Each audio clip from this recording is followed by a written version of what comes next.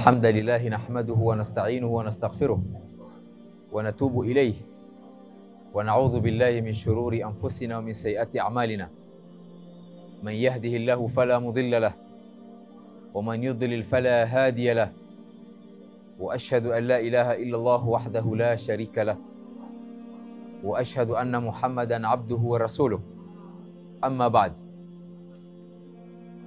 wiki iliyopita ya wiki jana tulimaliza kuzungumza kuhusu mashahidi wale watakaokuwako siku ya Kiyama katika amali zetu. Sisi tukisimama kwa hisabu tutaulizwa, na mtu lao atakataa, basi Mwenyezi Mungu Subhanahu wa Ta'ala atatusimamishia mashahidi.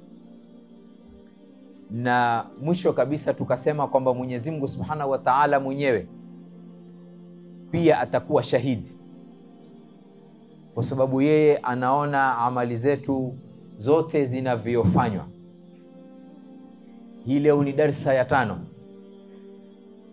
kuhusu hisab, na hisabu ndiyo stage yetu ya 8 kwenda kwa Mwenyezi Mungu Subhanahu wa Ta'ala. Sisi tangu tuje duniani mpaka kusimama ima janna ama nar, sisi tutapita kwenye stage 14. Mambo 14 tutakumbana nayo, tutakutana nayo.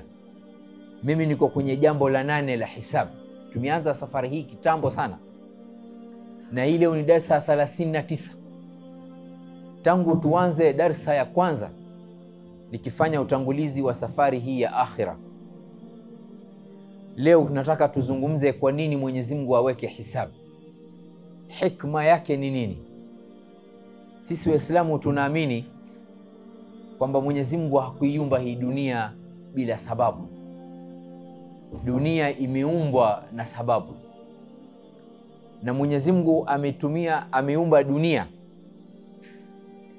ameiumba dunia imhudumie mwanadamu, lakini huyu mwanadamu ameumbwa amhudumie Mwenyezi Mungu Subhanahu wa Ta'ala. Mwenyezi Mungu aliposema kwenye Qur'ani, wasakhara lakum ma fi samawati wal ardh jami'an minhu, Mwenyezi Mungu amesakhirisha kila kitu, amesahilisha kila kitu.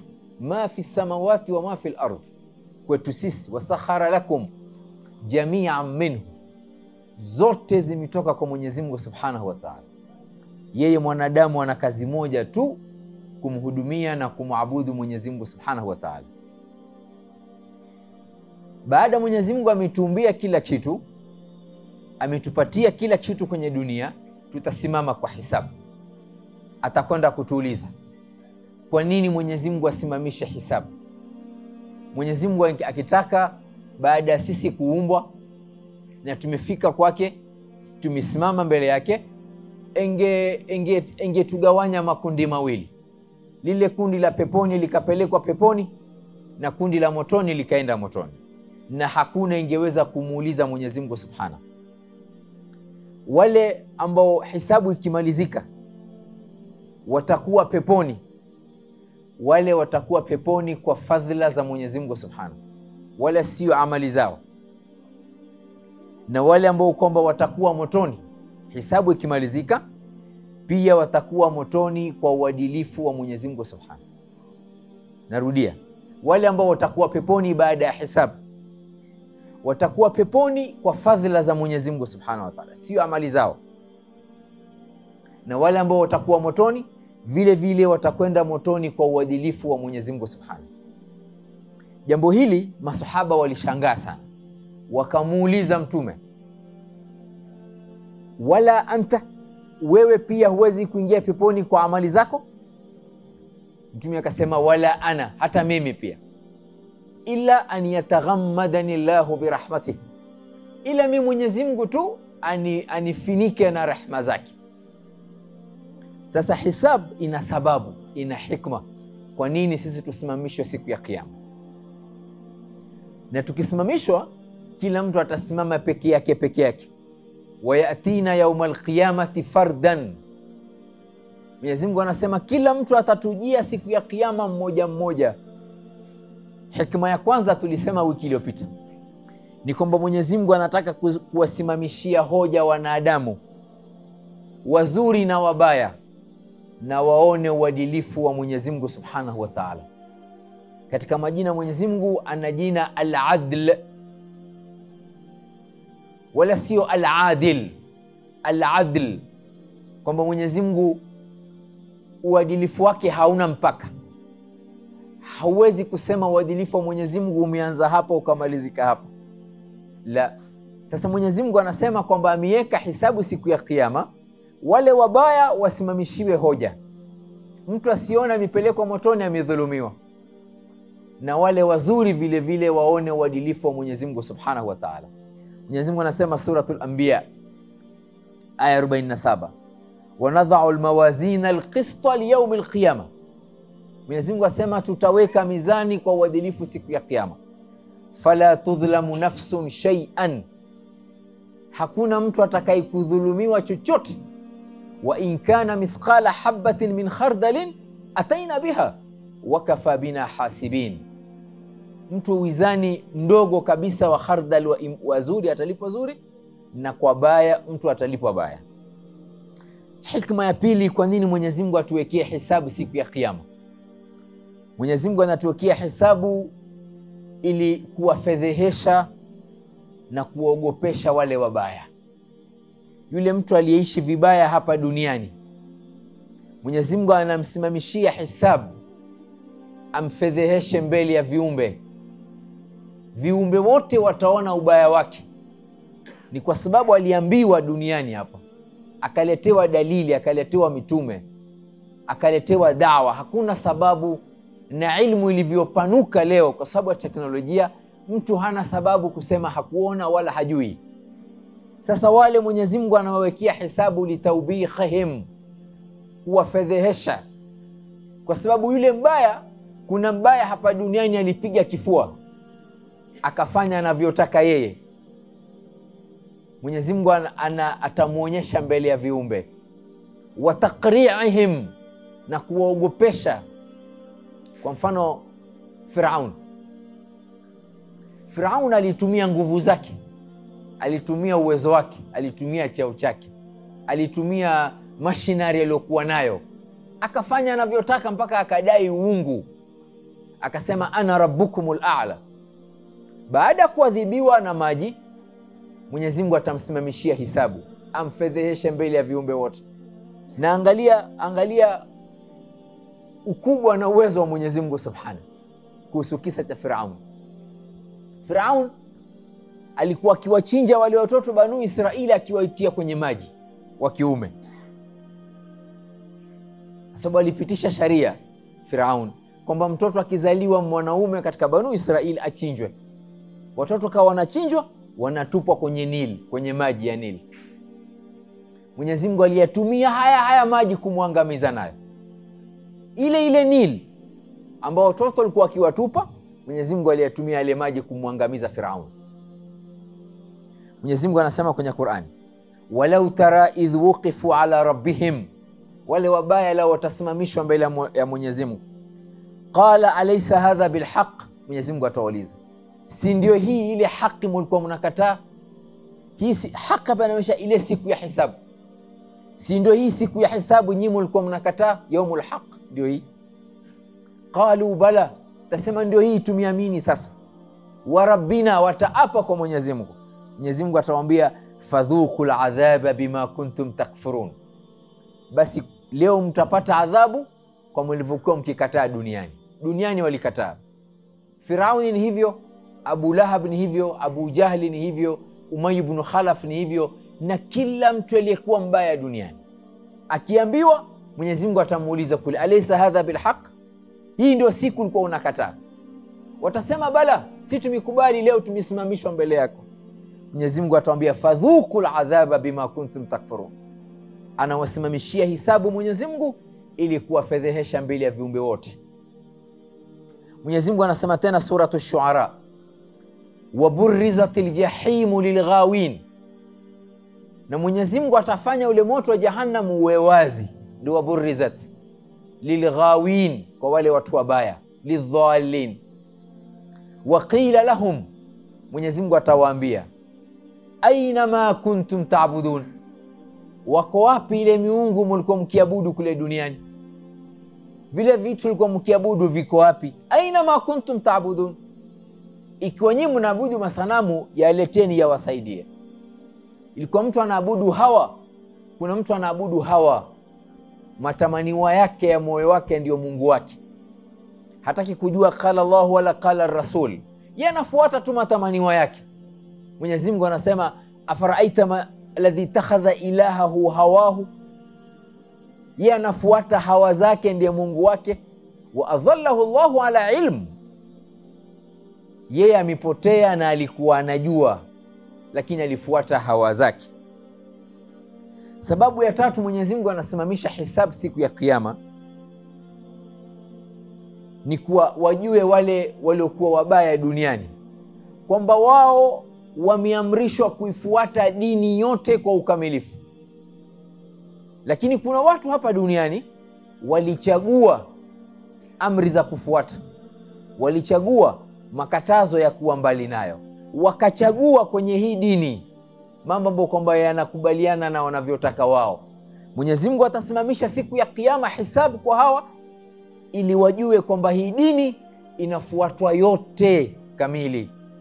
Ya ayyuhalladhina amanu dukhulu fi silmi kafa, mtu aingie kwenye Uislamu wote. Kuna watu Mwenyezi Mungu atawauliza kwenye hisabu, ilikuwaje nyinyi mkafuata hii mkaingia motoni? Watataja yale mambo ambayo kwamba hawakuweza kuyafanya, yale ndio sababu iliwafanya wao waingie motoni. Kwa sababu Uislamu unafuatwa makubwa na madogo, yale ambayo unaona mtu mazuri na yale ambayo unaona ana shida anayafuata yote. Mwenyezi Mungu anasema kwenye Qur'ani, wa wailun lilmushrikin. Wail ina tafsiri mbili. Wail kwamba adhabu kali itawapata wale mushrikin, na wail wadin fi jahannam, ni vali iko jahannam inaitwa wail. Wa wailun lilmushrikin, na tafsiri zote zinakubalika. Wa wailun lilmushrikin alladhina la yu'tuna zakat, wao waliamua hawataki kutoa zaka, wako tayari kufanya mambo mengine, lakini zaka hawako tayari. Mwenyezi Mungu atawaadhibu, atawasimamishia hisabu kwa sababu wao walikataa kutoa zaka. Walifunga, walikwenda Maka, waliswali, walifanya mambo mengine, lakini zaka walikuwa hawako tayari. Ndio Mwenyezi Mungu anasema ile aya zaka kwenye suratu Tauba, yauma yuhma alaiha fi nari jahannam fatukwa biha jibahuhum wa junubuhum wa dhuhuruhum. Kwani Mwenyezi Mungu achague hizi sehemu tatu? Mwenyezi Mungu asema aya hii kwamba wale waliokataa kutoa zaka watachomwa kwenye moto wa jahannam, fatukwa biha jibahuhum, nyuso zao kwanza, kwa sababu walipoambiwa kutoa zaka alikunja uso. Ndio Mwenyezi Mungu akataja jibahuhum, nyuso zao kwanza ndio zitachomwa. Tukwa ni kama kupiga pasi, ndio tukwa, ndio ile pasi inaitwa mikwati. Fatukwa biha jibahuhum, Mwenyezi Mungu ataamrisha moto ipige pasi nyuso zao kwanza, kwa sababu yeye alipoambiwa mambo ya zaka kwamba ni sehemu katika dini alikunja uso wake. Wajunubuhum, na mbavu zao. Kwa nini mbavu zao? Kwa sababu yule aliyekuja kuchukua zaka alikuwa hataki kumwangalia, alijikunja, hataki kumwangalia, ndio wajunubuhum. Wadhuhuruhum, na migongo yao, wakiambiwa walikuwa hataki hata kuzungumza na aliyeambia masala ya zaka, hata akawa hataki hata kumsikiliza, akaondoka. Sasa ule mgongo ambao ulimpatia mgongo ule aliyekuelezea, wadhuhuruhum hadha ma kanaztum li anfusikum fadhuqu ma kuntum taknizun. Mwenyezi Mungu anasema kwenye suratul Mudaththir, atawauliza watu wakiingia motoni, waliyadhu billah, ma salakakum fi saqar, ilikuwaje nyinyi mkaingia motoni?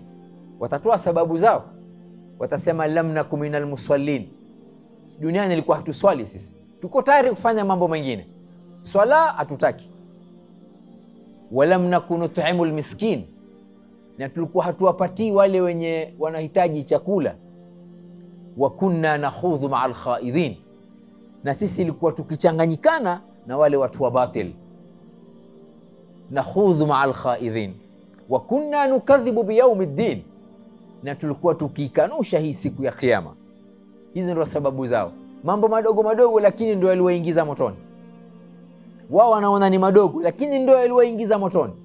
Sasa Mwenyezi Mungu anasimamisha hisabu kwa sababu ya hawa, ili waone kwamba wao wameamrishwa kuifuata ile dini kwa ujumla.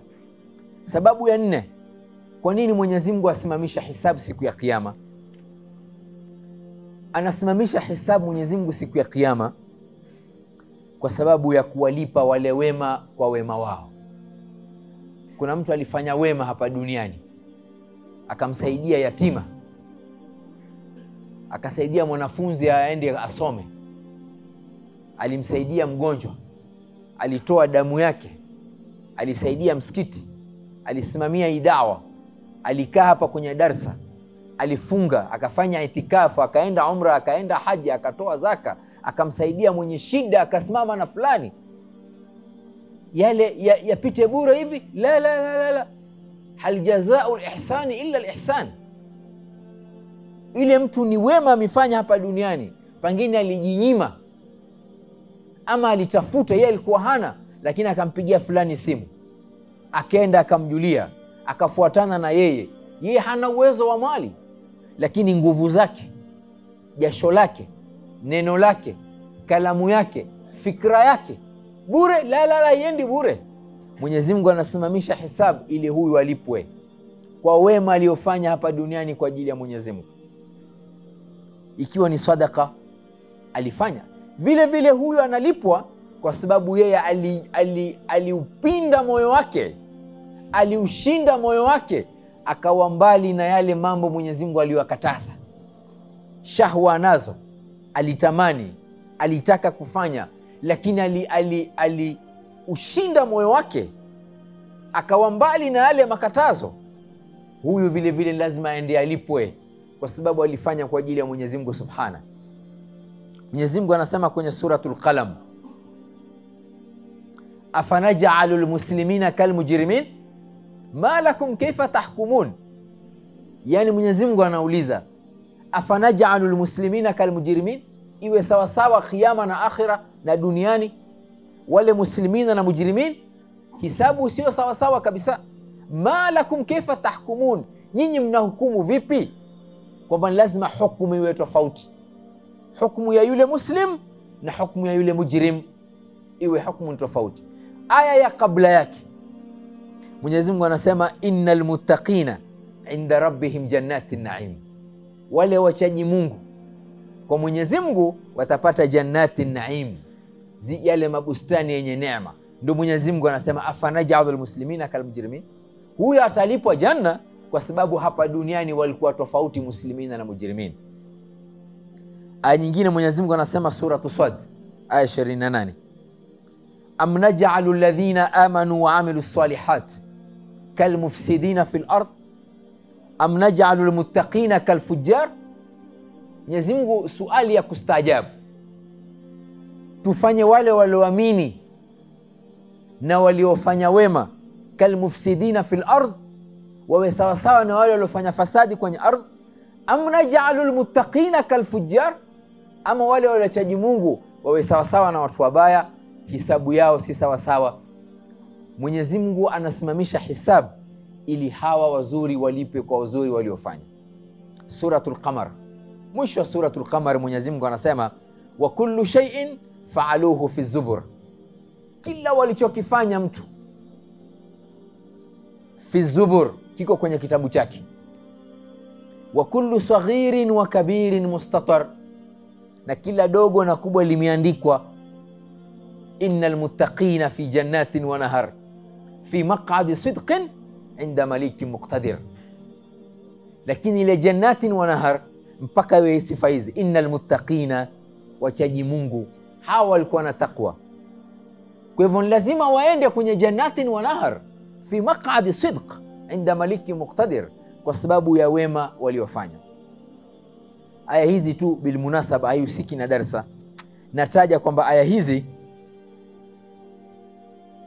Ibn Taymiyyah alipokuwa jela, Ibn Taymiyyah alifungwa jela, Sheikhul Islam Ibn Taymiyyah alifungwa jela, na moja katika sababu iliyofanywa afungwe jela ni mashekhe wenzake walimtilia fitna kwa hakim kwenye masala ya fatwa.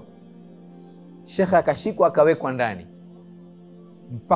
mpaka mwisho akanyimwa Qur'ani, kawa hapewi hata Qur'ani kusoma.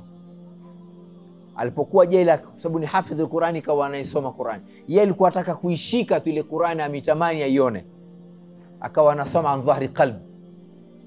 Aliaga dunia ikiwa anaisoma aya hii, innal muttaqina fi jannatin wa nahar fi maq'adi sidqin 'inda maliki muqtadir, na malakul maut anachukua roho yake.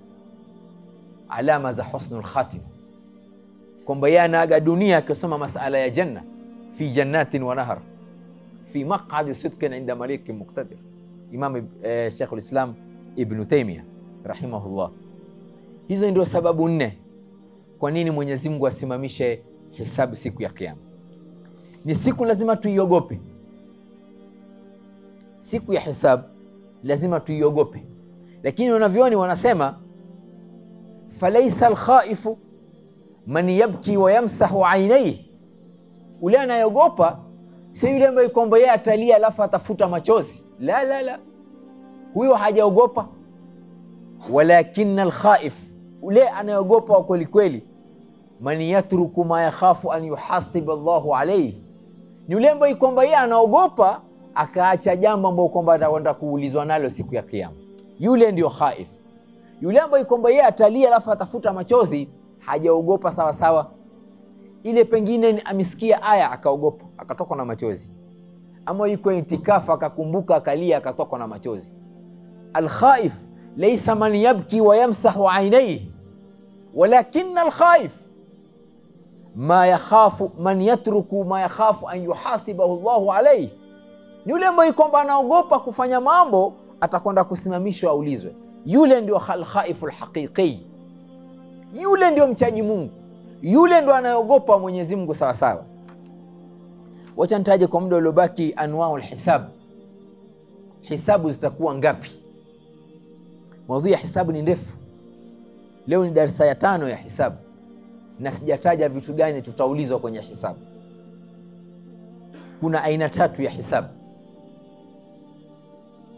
Aina ya kwanza, na Mwenyezi Mungu kutakuwa na hisabu ambayo itakuwa nyepesi. Kuna hisabu itakuwa mzito na ngumu sana. Hisabu ya Karuni itakuwaje? Hisabu ya Abu Jahli itakuwaje? Hisabu ya wale watu waliosababisha watu wauliwe Iraq kwa mamilioni, watu waliouliwa Bosnia, watu waliouliwa Kosovo, watu waliouliwa Iraq, watu waliouliwa Afghanistan. Zile ni hisabu zote. Itakuwa hisabu mzito na ngumu sana. Kuna hisabu itakuwa mtu anafanywa hisabu na anakirimiwa. Kuna mtu atafanyiwa hisabu na atasamehewa. Yeye atafanyiwa hisabu lakini atasamehewa. Na kuna mtu atafanyiwa hisabu na anafedheheshwa amama almala, kwa viumbe wote. Na kuna mtu atafanyiwa hisabu ili ajute na ahuzunike, aseme ya late mimi ningerudishwa duniani nifanye kadhaa. Yeye atajuta wakati ule ambao kwamba ile majuto hayatamsaidia kitu. Kundi la kwanza ambao litafanyiwa hisabu ni watu, aina ya kwanza ya hisabu ni watu ambao kwamba la yuhasabun, hawana hisabu. Hawa kifufuka tu moja kwa moja kwenye kabri zao, Mwenyezi Mungu ataleta vipando wanyama wa yaumul akhirah na malaika wapande moja kwa moja mpaka mlango wa janna. Hawataingia peponi mpaka mtume aingie peponi mwanzo. Lakini hawahisabiwi, hawana hisabu. Wakifufuka tu malaika wanakuja na vipando, wapande, hisabu yenu iko sawa sawa, twendeni mkangoje kuingia peponi. La yuhasabun, hawahisabiwi. Hadithi hapa ndefu, lakini mimi nitafanya summary ya hadithi. Hadithi ilipokewa na Abdullah ibn Abbas radhiallahu anhu kwenye sahihi Muslim. Mtume anasema siku ya Isra wal Mi'raj, Asema uridhat alayya al-umam, mimi nilionyeshwa umma. Akasema faraaitu nabii wa ma'ahu ruhait, niliona mtume ana watu kuanzia 1 mpaka mtu 9, ndio rahat kwenye Kiarabu, mtu 1 mpaka mtu 9. Yani mtume anasema mimi nilionyeshwa ima Isra wal Miraj, ama alionyeshwa Mwenyezi Mungu alimfungulia akamuonyesha. Mtume amesilimisha watu 9 tu. Wanabii wa ma'ahu ar-rajul war-rajulan, na kuna mtume atakuja na mtu 1 ama watu 2. Wanabii laysa ma'ahu ahad, na mtume atakuja kwa hisabu hakupata mtu yeyote aliyemfuata. Hadithi mimi nitaja mara kadhaa, wale wanaokumbuka leo naitaja yote kwa ukamilifu. Mtume atasema kuna mtume atakuja, yeye amefanya kazi da'wa yake miaka yote aliyoishi duniani 200, 300, 500, akafunga kazi yake, akafunga faili yake, akaondoka. Laysa ma'ahu ahad, hakupata hata mtu mmoja. Mtume asema idh rufi ali sawadun adhim, akaona tena watu wengi. Fadhanantu annahum ummati, min kadhani hawa ni watu wangu. Mtume akaambiwa hadha Musa, hawa ni watu wa Musa unaowaona hawa, si watu wako. Wa qaumuhu, na watu wake, Musa na watu wake. Walakin indhur ila al-ufuq, lakini we Muhammad angalia horizon ilivyo sasa hii. Ufuq, angalia watu hawa walivyokuwa wengi. Fanadhartu fa idha sawadun adhim, nikaona watu wengi zaidi kushinda watu wa mtume Musa. Mtume asema faqila li, akaambiwa yeye mtume, hadhihi ummatuk, hawa ndio umma wako hao. Wa ma'ahum, kwenye hawa umma wako 70,000, kuna watu 70,000 yadkhuluna aljanna, wataingia peponi bighairi hisabin wala adhab, hawana hisabu wala kuteswa kwenda motoni wawe safi alafu waende peponi. Watu 70,000 kwenye umma huu, hawa wataingia peponi bila hisabu. Alafu mtume aliposema hadithi hii mbele ya maswahaba, akaachia hapo, akaingia nyumbani kwake. Hakuwaeleza mara kwanza ni watu wa aina gani hao. Hawa maswahaba huku nyuma wakaanza kuzungumza kwenye hawa watu 70,000 ni watu gani hawa. Wengine wakasema fala'allahum alladhina sahibu rasulallah, pengine hawa watu 70,000 ni wale maswahaba walioishi na mtume, maswahaba pengine ni hao. Wengine wakasema fala'allahum alladhina wulidu fil islam wa lam yushriku billah, pengine hawa ni wale waislamu waliozaliwa kwenye Uislamu ambao hawakumuona mtume, walimuamini na hawakumshirikisha Mwenyezi Mungu. Wadhakaru ashya, mpokezi wa hadithi Allah ibn Abbas anasema wakataja sifa zingine. Mtume akawa ndo ametoka nyumbani kwake, akawakuta maswahaba wake wanaendelea kuwazungumza wale watu 70,000. Mtume akawauliza maladhi takhudhuna fi, mwazungumza nini nyinyi? Maswahaba wakamwambia fi ulaika 70,000, si tunazungumza wale watu 70,000 wale wamefanya amali gani? Mtume akataja amali 4. Hadithi nilitaja kwenye darasa za nyuma, wale wanaokumbuka na wale ambao kwamba wanakuwa na sisi kila Ijumaa. Ya kwanza, humul ladhina la yaktawun, wao hawatumii moto kutibu majeraha yao. Zamani ilikuwa ikiwa jeraha haiponi, mtu atachukua chuma aweke motoni, aweke kwenye jeraha ndo ipoe. Lakini hawa la yaktawun, hawatumii moto. Ya pili, wala yastarqun, wala hawafanyiwi ruqya, wanajifanyia wenyewe ruqya. Ya tatu, wala yatatayarun, wao vile vile hawaoni ndege asubuhi mweusi wakasema siku yangu leo itakuwa nyeusi. Wala yatatayarun. Zamani ilikuwa watu wanataka kusafiri, wakati hadithi hii mtume akiitaja, mtu akitoka nyumbani kwake akipita ndege, yeye alikuwa ataka kwenda upande wa kulia. Yule ndege akienda upande wa kushoto, yeye hasafiri, anavunja safari, kwa sababu ajua akisafiri atapata shida. Lakini akitoka nyumbani kwake na yeye alikuwa aende safari upande wa kushoto, yule ndege akipita bahati mzuri akienda upande wa kushoto, alikiamini safari yangu itakuwa na manufaa. Sasa hawa wala yatatayarun, Sifa ya 4, wa ala rabbihim yatawakkalun, na wanamtegemea Mwenyezi Mungu Subhanahu wa Ta'ala. Wenye sifa hizi 4 wataingia peponi bila hisab wala adhab. Mtume anasema hadithi hii baadaye kwenye riwaya nyingine Abu Huraira, kwa rehema zake Mtume alayhi salam akamuomba Mwenyezi Mungu hii namba iongezwe. Fastazattu, Mtume asema mimi nikaomba sasa kwa Mtume tuwe wengi zaidi, tusio 70,000 peke yake. Mtume akasema fastazattu rabbi fazadani ma kulli 1,070,000, kila watu 70,000, kila watu 1,000 watapewa nafasi kuombea watu wengine 70,000. Namba ikaongezwa. Ile sin inaitwa kwenye Kiarabu litalab, ya kutaka kitu. Kwa mfano usema istighfar, yani unataka maghfira. Isti'lam, unataka ilmu. Istijwab, unataka jawabu. Sasa hapa Mtume anasema fastazattu, mimi nikamuomba Mwenyezi Mungu, nikaongezewa kila watu 1,000 watapewa nafasi kuomba watu wengine 70,000 waingie janna bila hisab wala adhab. Hilo kundi la kwanza ambao watahesabiwa bila hisab. Kundi la pili katika hisabu, kuna watu watahesabiwa hisaban yasira, hisabu nyepesi. Hii hisabu nyepesi na mazungumzo marefu. Hawa ni watu ambao kwamba hisabu yao watakuwa peke yao na Mwenyezi Mungu Subhanahu wa Ta'ala, na wakati wakifanyiwa hisabu kutakuwa na sitr, kutakuwa na pazia ya siku ya kiyama ya hisabu. Watabaki wao na Mwenyezi Mungu peke yao, sio kama hisabu ile watu ambao kwamba watafedheheshwa. Huyu Mwenyezi Mungu atamuuliza makosa yake aliyofanya na atayakubali. Huyu lakini hata anakishiwa, hata ulizwa makosa baada ya kosa, kosa baada ya kosa.